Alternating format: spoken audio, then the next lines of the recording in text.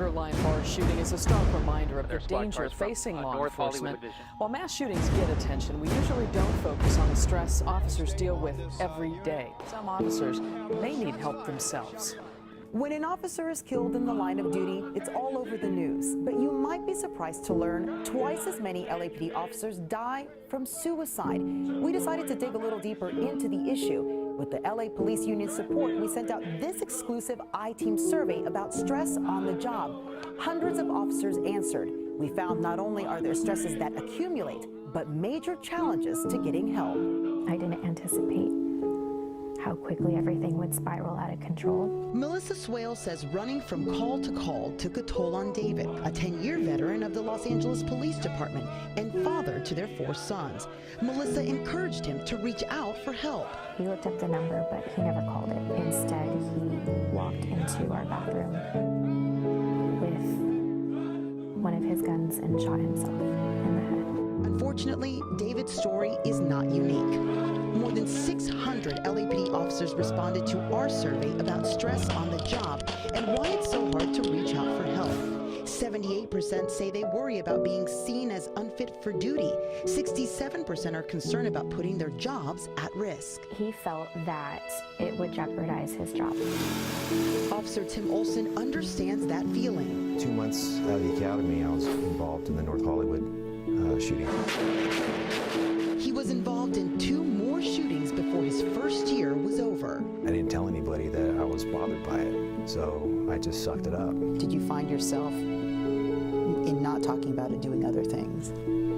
I drank a lot. I was like a country song. I lost my house, lost my dog, I lost everything but my job. Like Officer Swales, Olson knew help was available. Why didn't you use it if you knew it was there?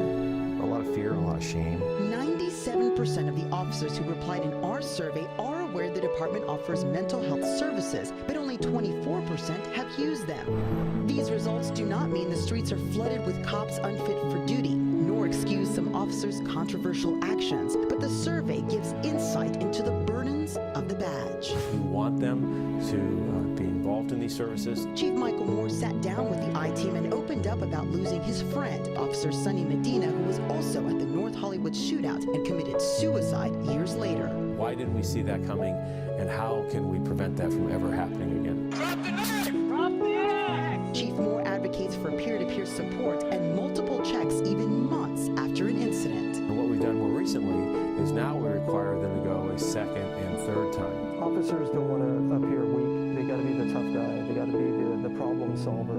And that's where Steve Gordon steps in. A veteran of LA SWAT team and union director, he is part of a peer support group. What we want to do is break down that barrier and have these officers seek out the help they need without the stigma attached.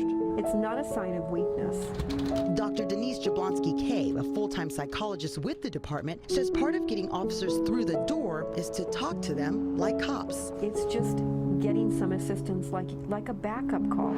Officer Olson tells us his turning point came while thinking about his daughter. She deserved better. She deserved to have a father who's present. My goal is somebody's going to watch this and realize that there is help for them. I would hate for another family to learn about this issue the way that I